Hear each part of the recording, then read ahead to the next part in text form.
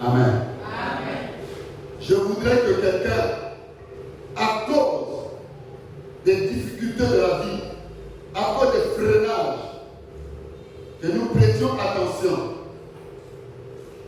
au Dieu que nous adorons et aux événements qu'il permet autour du peuple d'Israël, le peuple élu. Parce que si les premiers signes sont arrivés par là, dans la manifestation physique du Dieu invisible et qui a été vu physiquement là-bas, dans les derniers temps, les derniers signes révélateurs de son retour glorieux également auront lieu là-bas, autour de ce même peuple,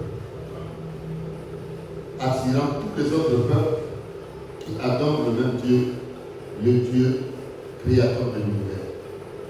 Amen. Nous sortons tous des différentes familles. Nous portons des noms différents. Certains connaissent la signification et l'impact physique, moral et spirituel que leur procurent les noms dont ils sont porteurs. Il y en a qui les ignorent, mais la Bible dit ceci, que les noms de toutes les familles de la terre trouvent leur origine auprès de Dieu.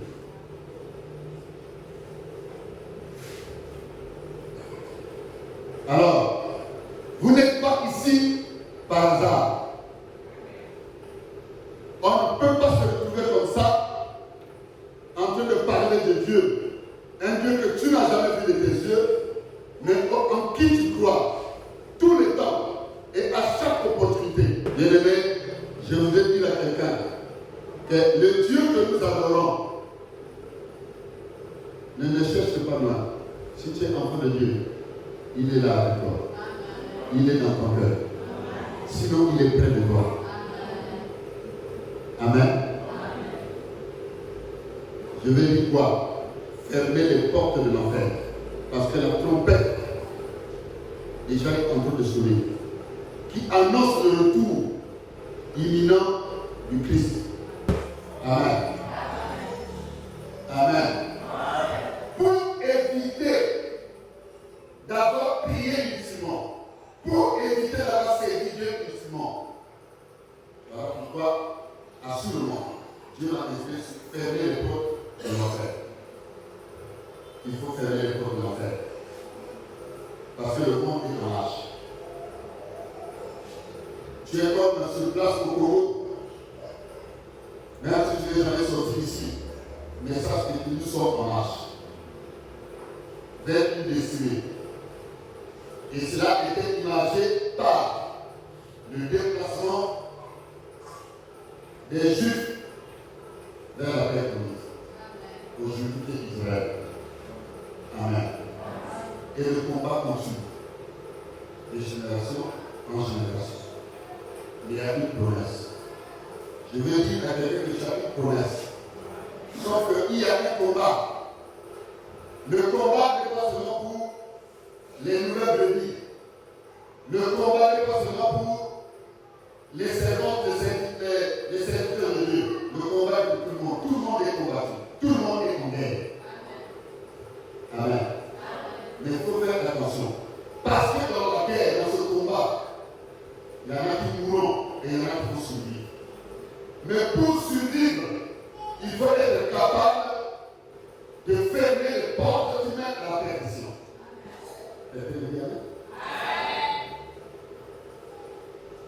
Ça s'éclaircit peut-être ça veut dire. Dans le combat de tous les temps auxquels nous sommes soumis, parce qu'ici sur terre, nous sommes comme des mercenaires. Nous sommes venus ici pour proclamer la toute-puissance et la gloire de notre Dieu. Nous sommes ici pour annoncer les merveilles de notre Dieu. Nous sommes ici venus en tant qu'envoyés, en tant que missionnaires, pour annoncer à tous ceux qui croient que le monde tout entier est sous le règne du diable. Mais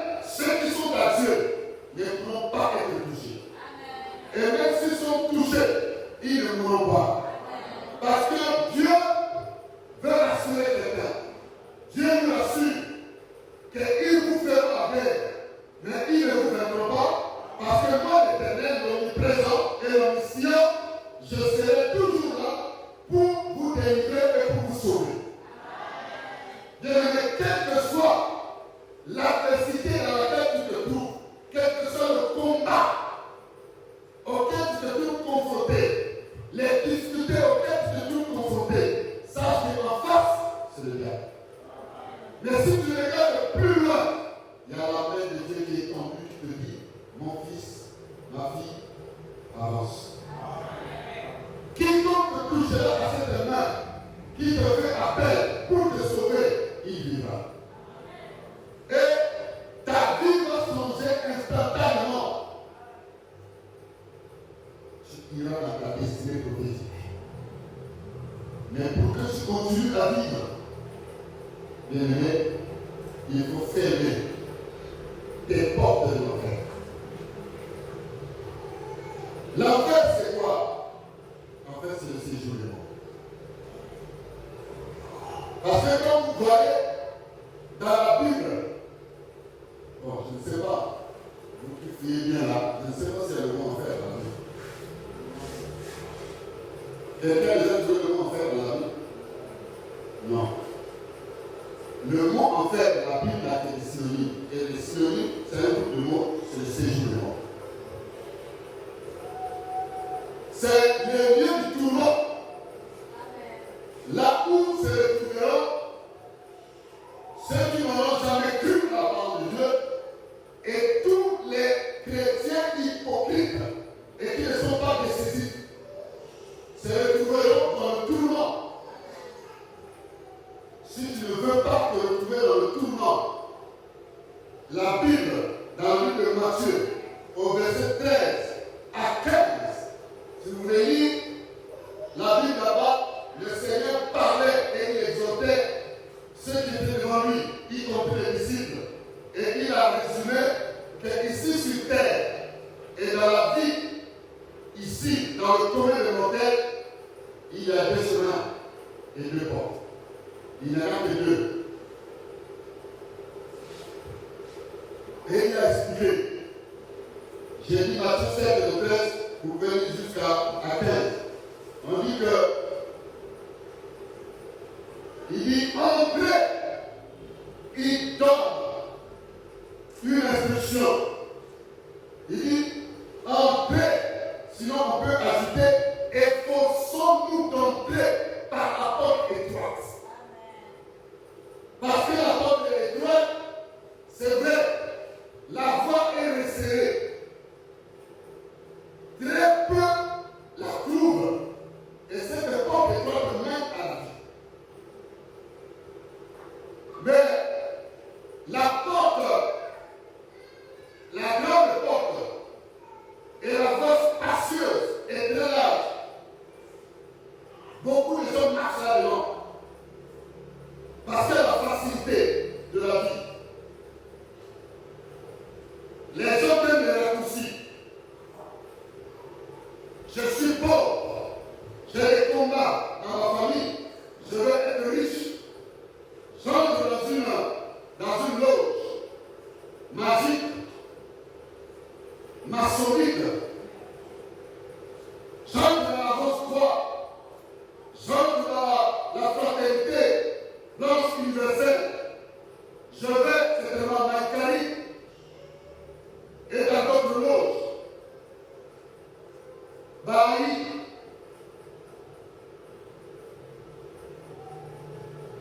Il y en a plusieurs.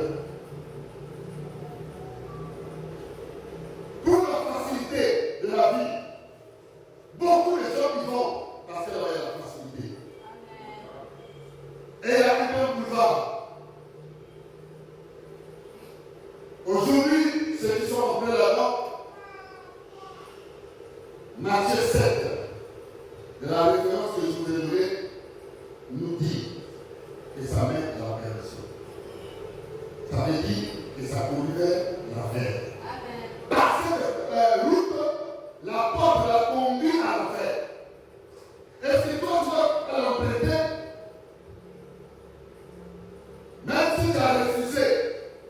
être magicien,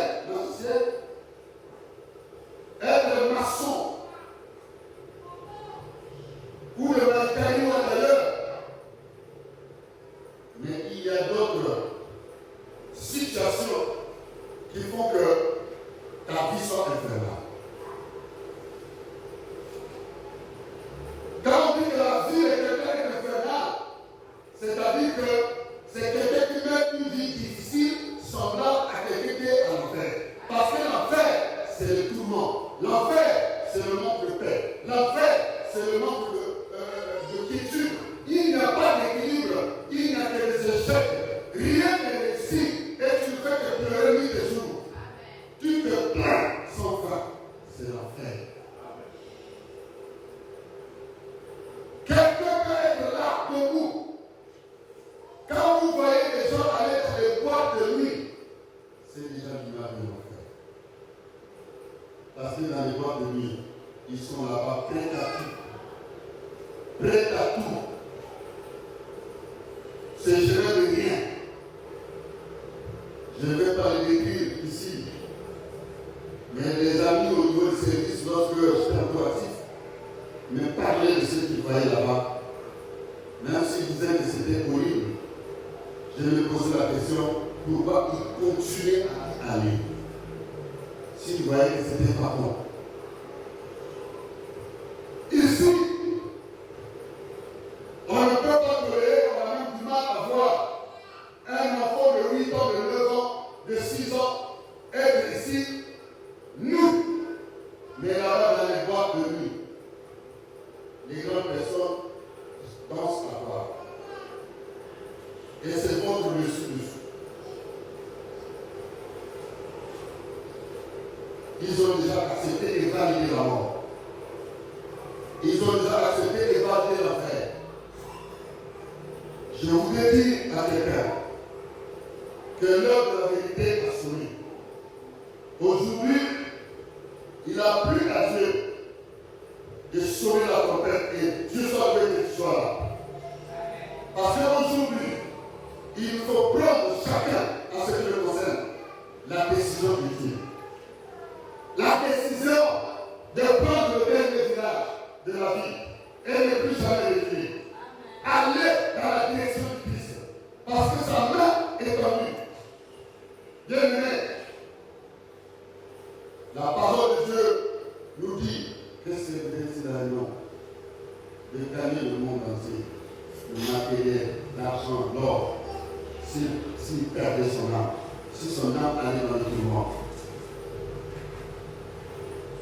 À quoi cela lui servirait? Voilà pourquoi, lorsqu'il y a un certain pas, ne force pas les choses. Il y a une porte qui nous a été montrée dans Matthieu 7, notamment au verset 13 et 14. On peut continuer jusqu'à 15. Bien-aimé, c'est la porte resserrée qui conduit à la vie. Là-bas, on ne force pas les choses. Il faut être méthodique. Il faut être soumis. Il faut être humble. Mais c'est vraiment parce que c'est serré que les gens doivent marcher à leur propre rythme, doucement, doucement. Non. Il y a des règles. Et l'apôtre Paul nous dit que c'est en même temps une course. Mais c'est une course avec obstacle. Amen. Amen. Je ne peux pas affirmer les portes de l'enfer. Ah oui, les portes de l'enfer. Quand nous avons lu dans le livre de Actes 16, on nous parle de l'histoire de cette femme. Et curieusement, vous l'avez vu, vous l'avez écouté, regardez très bien. Au verset 16, on dit, lorsque nous nous rendions au lieu de la prière, on n'a pas dit une femme, on n'a pas dit une personne, on n'a pas dit une dame,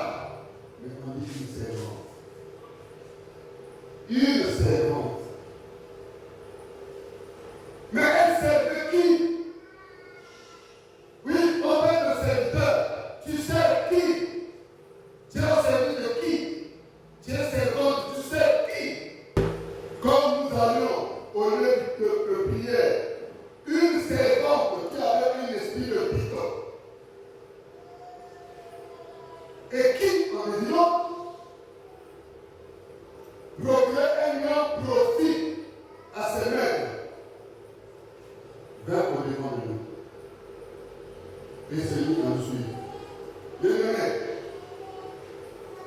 il n'est pas exclu, quelle que soit la dimension de l'option d'une assemblée, ou la vie d'une église donnée, même si la vie que tu sens que la présence de l'Esprit est là, il n'est pas exclu que dans ce milieu, que le diable envoie ses représentants.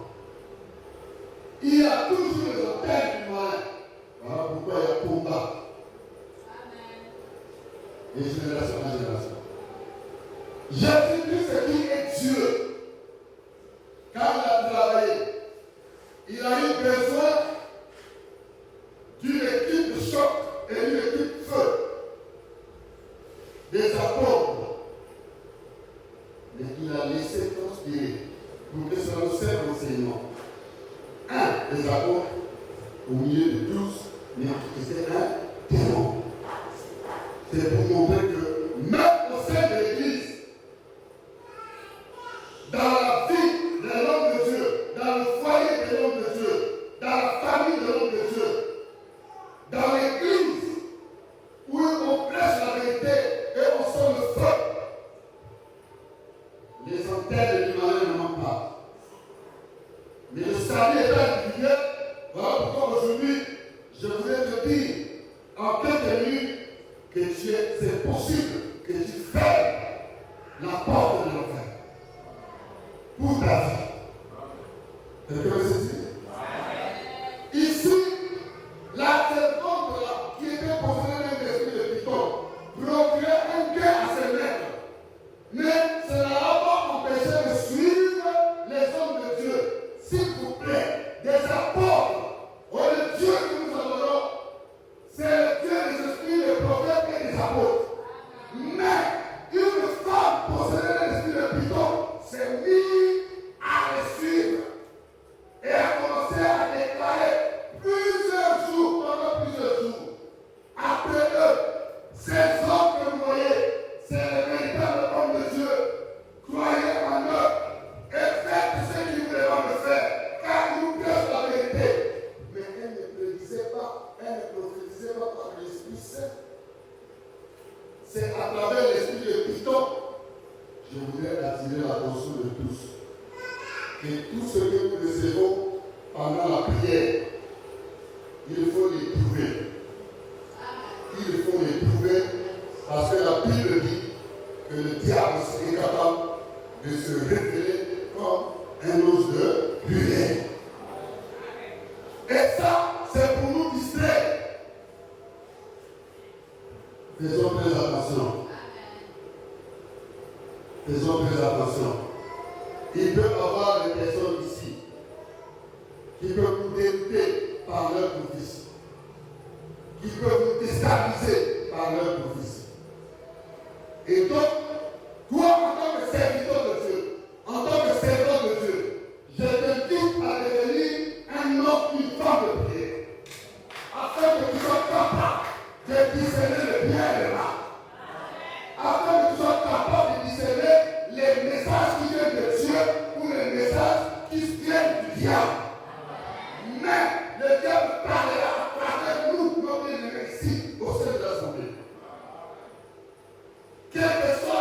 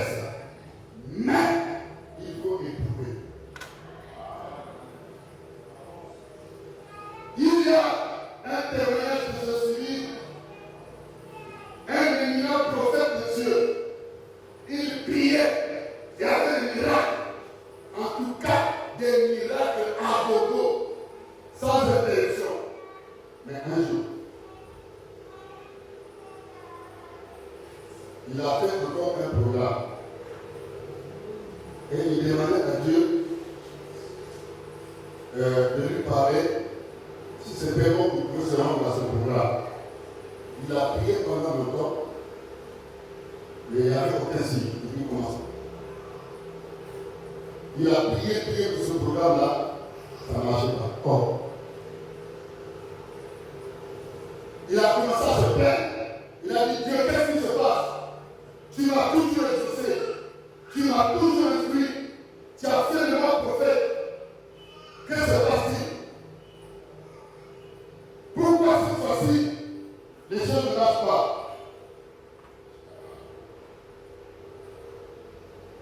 Je lui dis, en fait, même dans le silence, moi je peux vous répondre. Il suffit d'être sensible. C'est-à-dire à tout ce qui se passe autour de vous. Mais Dieu lui dit, attends, je vais te montrer.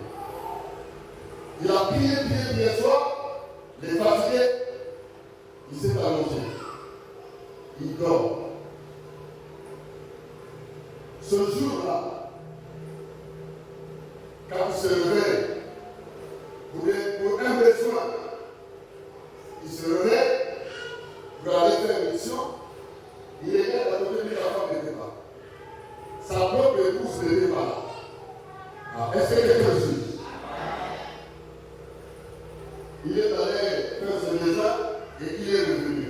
La femme n'était toujours pas là. Il a dit non. Mais elle est où? Elle a fait le pied au salon. Elle va au salon, la femme n'était pas là. Mais qu'est-ce qui se passe?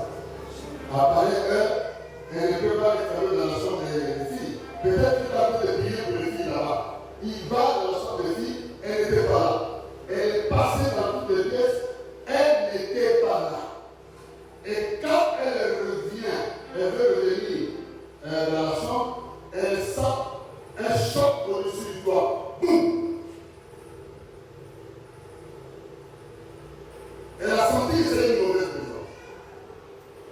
Elle a dit au nom de Jésus, quelle que soit la manière par laquelle je suis venu, je t'arrête là. Et il sort. Entre guillemets, vous savez, en réalité, lorsque vous êtes loin, quand il y a un danger, que ce soit une personne, que ce soit une bête, en fait, toi, étant donné que c'est Dieu qui est en toi, quand tu parles, c'est Dieu qui s'exprime, tu peux retirer les autres à la bête ou à la personne. C'est la mentalité en mission à Kimambou. On était quelque part, on a quitté, je vais en tête, un serpent est tombé de là. On était là pendant longtemps, c'est comme le serpent était en haut. Il écoutait tout, il nous voyait. Et quand on a dit non, il est temps pour aller manger, dès qu'on a quitté, on s'est mis à table. Après, quelqu'un me dit, oh, mais quand vous êtes à table, il y a un serpent qui vient de tomber là. On a dit, je ne sais pas vous déranger, mais il est en train de vouloir finir maintenant pour aller manger. J'ai dit, je sors. Quand je sors, je vois le serpent en train de bouger. Je dis, acte là! J'ai dit au serpent, acte là!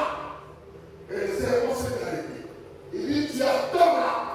Ta destination, c'est la mort. Et le feu. J'ai dit aux autres, chercher un bâton ou pas, c'est chose pour le tuer. Les gens sont allés chercher le bâton, le serpent est resté sur place. Justement, la tué dans la tête. Et les gens m'ont dit, mais papa, comment tu apprends que quand tu parles, le serpent t'écoute, il écoute, parce que c'est vraiment tu parles de ses Christ à moi.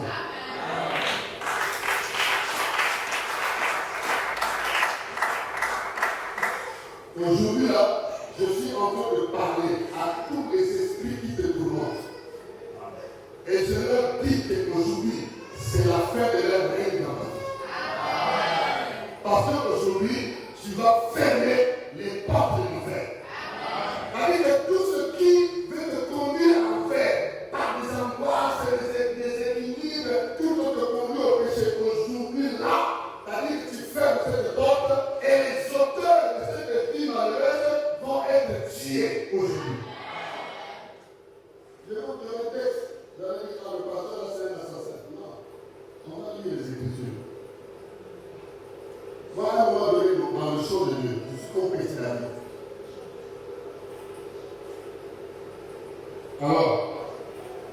Il sort de la maison, il regarde sur le toit, c'est sa femme.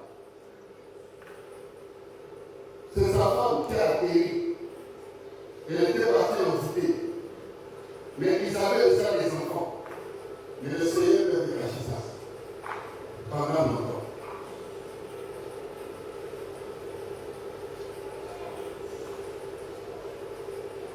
Il dit, oh, bon, j'ai compris, c'est toi. Tu vas revenir. Mais tu ne sortiras plus jamais. Il a déclaré les paroles. À compter aujourd'hui, comme le Seigneur l'a révélé, ta puissance de la sorcellerie est finie. Dans le nom de Jésus. Après, il a coupe, il vient dans la chambre, il a tout. Et l'Éternel dit que le prophète là, il a dit, comme le Dieu a permis une cohabitation paisible avec une sorcière, elle n'arrive pas à toucher à les enfants, elle ne touche pas à la vie. C'est elle qui bloque l'expansion de la manifestation de mon ministère. Quand c'est fini, alors bien aimé, la Bible dit quoi? Vous connaissez la vérité, tout ce qui est tout ce qui est révélé, il a tout gagné. Vous voyez ce que Dieu veut faire. Vous pouvez vivre avec un sorcier, une sorcière. Mais parce que vous priez, Dieu vous protège. C'est-à-dire qu'il fait en toi dans ta vie exactement ce qu'il avait fait dans la vie de Moïse. Il prend Moïse, il l'amène chez l'ennemi des Hébreux. Et il a ordonné à l'ennemi des Hébreux de prendre soin de lui, de l'équiper, de le former, parce que c'est toi qui vas le préparer pour le combat futur. Je veux dire à quelqu'un, il y a quelqu'un sur la table. Quelqu'un que soit, c'est que tu as remarqué dans ta famille. Aujourd'hui, la révélation est tombée pour toi. Tu ne mourras pas. Parce que l'Éternel, tu as de toi. Tu vas prospérer. À compter d'aujourd'hui, tu vas commencer à avancer. À compter d'aujourd'hui, tu vas saisir. C'est-à-dire que ta destinée entre les mains. Les satellites de ta famille ne pourront plus rien te faire. Ils ne pourront plus te manipuler parce que tu pries un Dieu vivant. Tout ce qui te conduisait à la faiblesse, maintenant aujourd'hui, ça va être tué, anéanti aujourd'hui. Oh, ta faiblesse va être changée en force.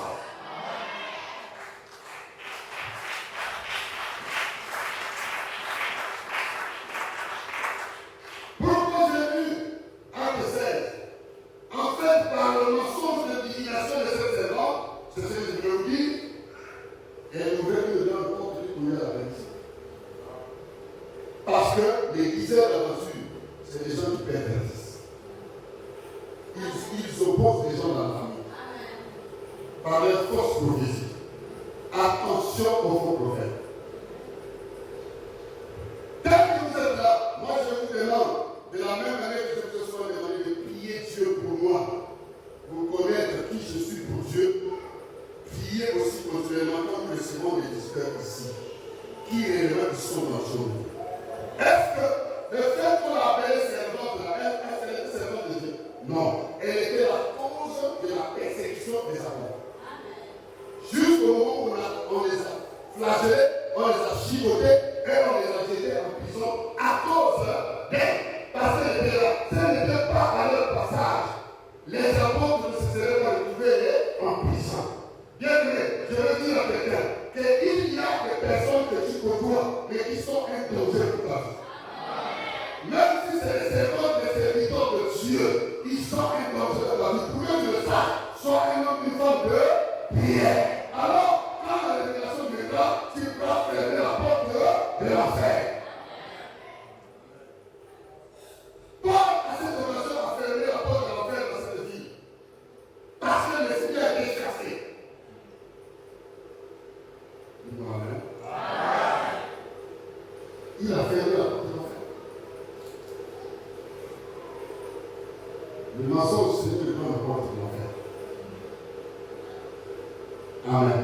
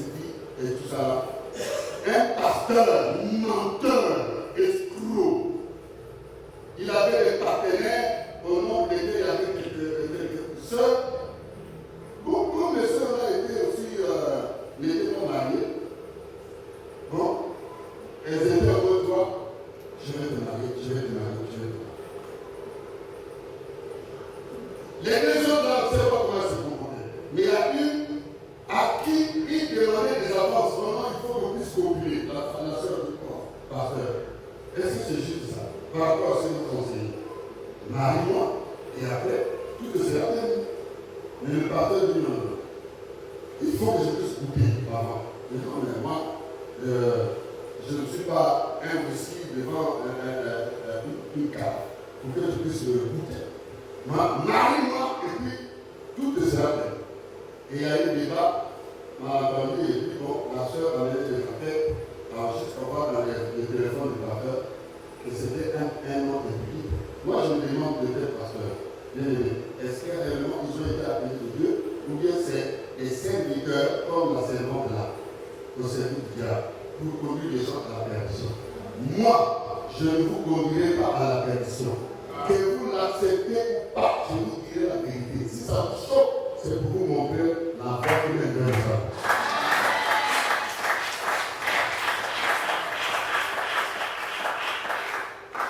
Moi, j'étais pour m'inviter. J'ai appris comment tuer les gens. Dieu m'a enlevé là-bas pour me montrer comment sauver les gens. Donc, maintenant, quand je viens ici dans l'église, je veux maintenant jouer le rôle de Dieu. Non. Je vous dirai la vérité et toute la vérité. Pour que vous soyez sauvés. Pour que vous soyez sauvés. Priez Dieu pour qu'il me donne la méthode, la manière et la sagesse pour vous communiquer cette vérité. Pour que ma manière de parler ne soit pas un scandale pour vous. Amen. Amen. Maintenant, nous allons partir à le verset de 2 Samuel. Bien aimé. Dans 2 Samuel 12, on va pas tout lire. On a dit le 1 à 20. Prenons à partir de verset 15. Non.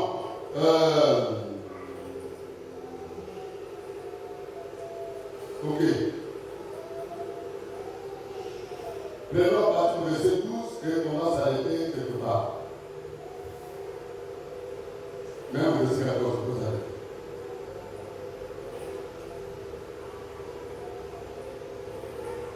Lisons la parole de Dieu de Jésus. Car tu as agi en secret. Et moi, je ferai cela en présence de tout Israël, à la face du soleil. David dit à Nathan, parce que Nathan le prophète était là, il parlait de la part de l'Éternel. Et David le roi répond au prophète Nathan, j'ai péché contre l'Éternel. Et Nathan dit à David, l'Éternel pardonne tes péchés et tu ne mourras point. Voyez comment le condensé de la repentance du roi David. C'est-à-dire que ici, la Bible nous montre que Dieu a préparé une sentence grave contre le roi David. Parce qu'il avait péché. 1, il a volé la vitesse. 2, il a tué le mari de cette femme-là. Et il a fait cette femme la sienne. Et Dieu le lui reproche. Il dit, moi, je t'ai élevé. Tu n'étais rien dans la bouche en train de garder les bêtes. Tu dégageais l'odeur des brebis. Moi, je t'ai élevé jusqu'à la fin de toi, roi. Et en tant que roi, je t'ai donné les femmes, les belles femmes de tes prédécesseurs. Et j'ai mis à ta disposition toutes les belles femmes qui sont disponibles dans le pays. Maintenant, tu vois la femme de tous les ton serviteur. Tu la convoites. Il dit, toi tu as agi en secret, mais moi l'Éternel, je vais te punir publiquement au grand jour, devant tout Israël. Quand l'Éternel Dieu a dit cela, écoute-moi bien aimé. Toi tu as agi en secret. Tu as causé du tort à des personnes. Tu as causé du tort à l'église de Dieu. Tu as causé du tort à des membres de ta famille. Tu as causé du tort à des frères, à des connaissances. Dans le milieu où tu as évolué, où tu évolues, à l'école, à l'université, je ne sais pas de quel type de séance. L'Éternel Dieu te menace. Mais si tu te réponds, écoute la réponse de Nathan. Aujourd'hui, Nathan, le prophète, c'est moi. Écoute ce que moi je dis.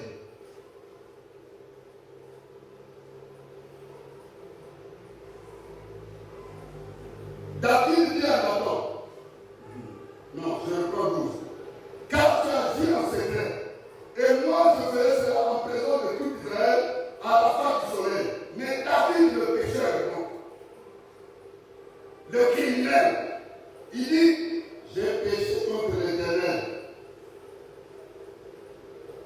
va dire à la vie, l'Éternel pardonne ton péché, tu ne mourras pas. Amen. On va bien. Toi qui as causé du tort, si tu te réponds maintenant, l'Éternel te pardonne ton péché. C'est une disposition, c'est-à-dire que d'aujourd'hui et de maintenant. Ne tarde plus. En te répartant, tu as fait quoi? Tu as fermé les portes de l'enfer. Parce que les millions de la mort, c'est quoi? C'est le péché. Les millions, c'est une clé. La clé de la mort, c'est quoi? C'est le péché. Voilà pourquoi on dit que le salaire du péché, c'est la mort. Si tu te réponds comme David l'avait fait aujourd'hui, que je ne partirai plus dans une mauvaise direction, je ne peux plus continuer à pécher. J'annule le rendez-vous de ce soir ou de cet après-midi pour le bon et je tourne mon regard vers le Seigneur. Maintenant, je fais mon dernier virage, le virage de la détermination, le virage de la conversion.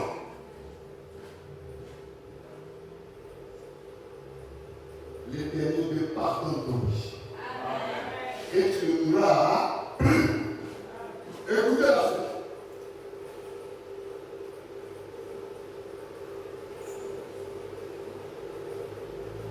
Tu ne mourras pas. Ça aussi c'est important. Écoutez le verset 14. Mais parce que tu as fait blasphémer les ennemis de l'Éternel, en commettant cette action, le fils qui t'est né mourra. Le fils qui t'est né mourra. Parce que tu as fait blasphémer les ennemis de l'Éternel en commettant cette action, le fils qui t'est né mourra. Je vais dire ceci, que cet enfant-là, s'il était en vie, si l'Éternel l'aurait laissé en vie, il serait sujet, c'est-à-dire que de raillerie. Il serait sujet, c'est-à-dire un sujet, un obstacle aussi pour ses parents. Parce qu'à tout moment, vous voyez cet enfant-là, il est le témoigner. Vous voyez cet enfant-là, les temps d'aujourd'hui, le grand vraiment. On t'appelle comme ça le même jour aussi, on peut s'alimenter la vie. Donc voilà, donc on devrait aller autour de cet enfant l'histoire de tourner. Dieu, pour faire disparaître le symbole du péché dans la maison de la vie, il a fait que cet enfant-là meurt. Je vais dire ceci, que tout ce qui cause le péché dans ta vie, aujourd'hui mourra. Amen. Est-ce que quelqu'un me saisit? Le Seigneur l'Éternel te dit ceci, que tout ce qui te tourmente, tout ce qui te cause des ennuis, les ennuis qui fait que tu ne puisses pas avoir sommeil, l'insomnie, l'angoisse, l'échec, les tourments, tout ce qui fait que ta vie soit infernale, aujourd'hui va mourir.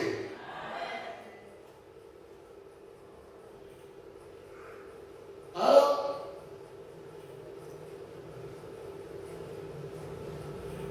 dès qu'on a dit cela, Nathan s'en alla dans la maison de l'Éternel.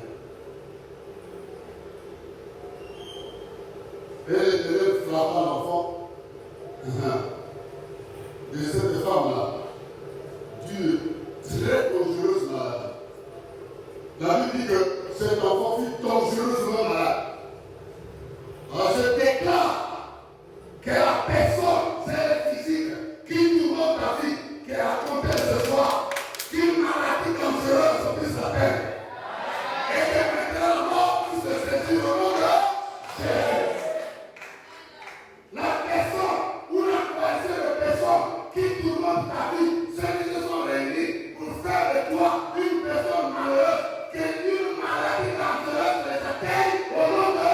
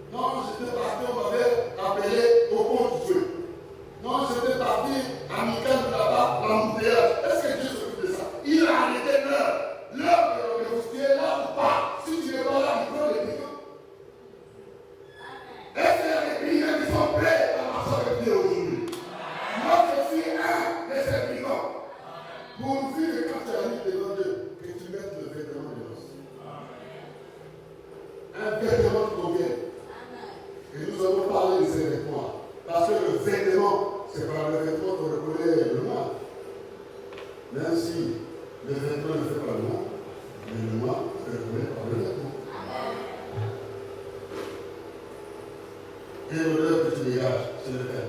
C'est la paix. C'est une odeur de qui? C'est l'odeur de toi? Ou c'est l'odeur de la mort? Ou c'est l'odeur de la mort?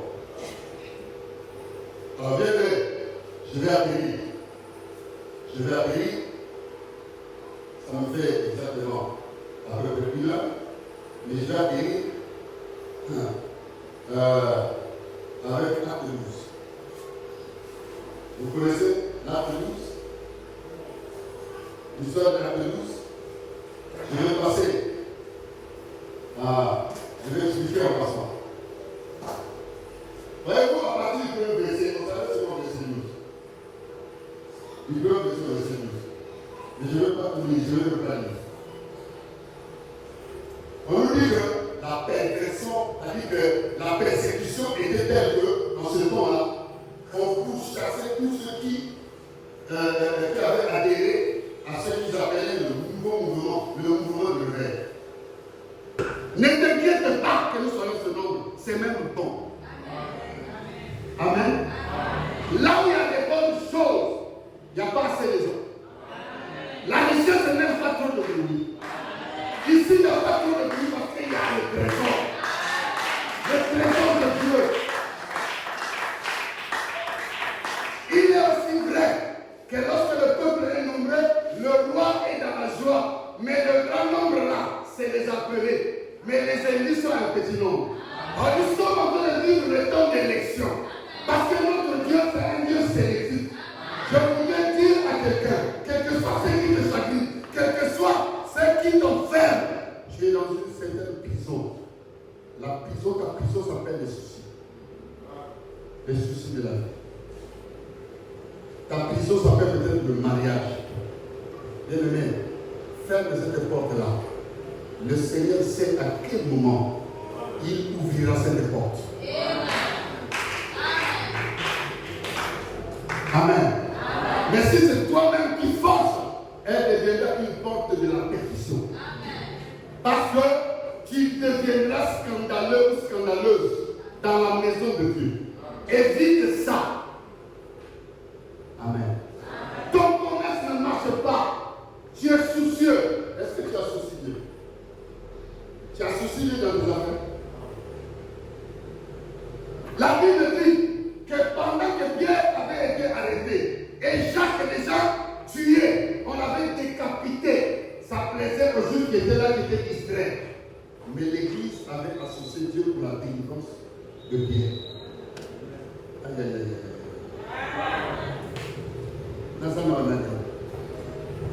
Il faut associer Dieu dans tes problèmes. Le travail ne marche pas. Tu as demandé à Dieu un bon travail et tu ne l'as pas donné. Ça ne marche pas, ton dossier, on ne prend pas. Combien de temps tu passes à prier le plus que dans la semaine? Moi, je ne parle pas encore de la présence ici, mais prier Dieu. Tu penses que Dieu nous met dans la semaine. Est-ce que tu as déjà pris le temps de prier au sérieux? Bien-aimé, pour fermer la porte de l'enfer, c'est au moyen de la prière. Aïe, aïe, aïe. Donne-moi encore bien. Il n'y a que l'attitude de prière fervente qui peut fermer les portes de l'enfer. Mais toi, est-ce que tu es tellement une femme de prière?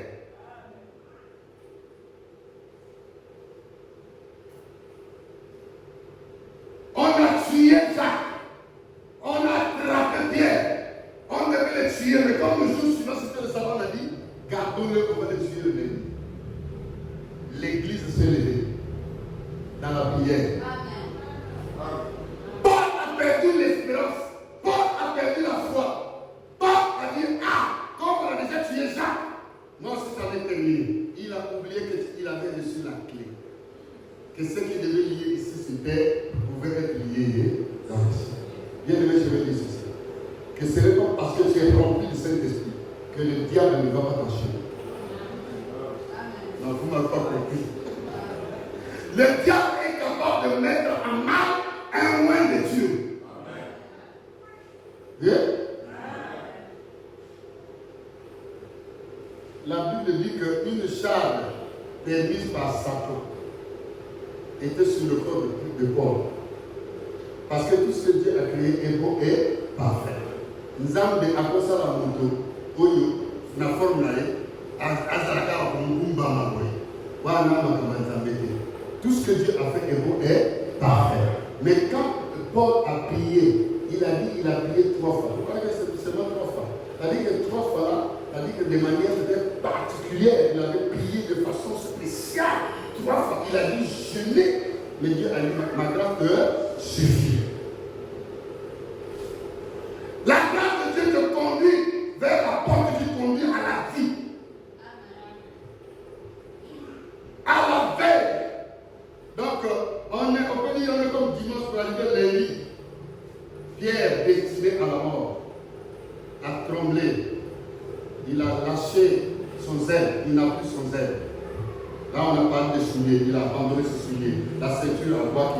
Il a dit que finalement, la parole, là, finalement, nous avons assisté quand on a décapité Jean. Donc, si il va décapiter Jean, donc demain, c'est mon tour. Il a perdu la force. Mais Dieu lui a dit quoi? Que, c'est-à-dire que les choses qui peuvent faire que, en dehors de la souffrance de la prière, que les portes de l'enfer, c'est-à-dire que le séjour de mort, que la porte, c'est-à-dire que l'occasion de mort qui t'est réservée par des hommes soit arrêtée, il faut garder ton zèle, il faut garder ta ceinture, il faut garder ton manteau, ton habillement, et il faut garder l'épée de l'esprit, et puis observer là où va la lumière et suivre la lumière. Alors quand la lumière est apparue dans la prison, rien que la lumière est apparue, et finalement de la lumière est sorti un ange.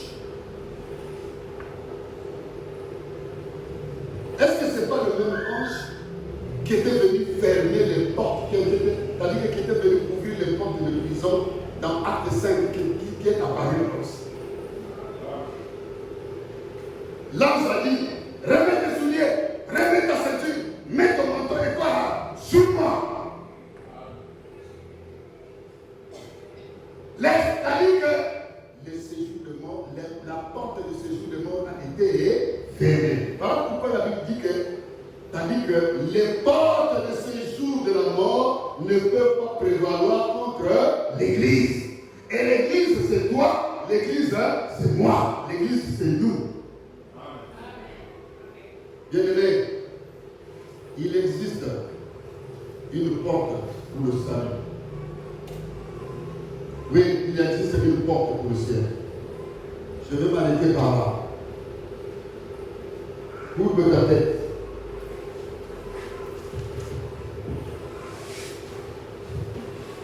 Et pense un peu à ce que tu veux découvrir.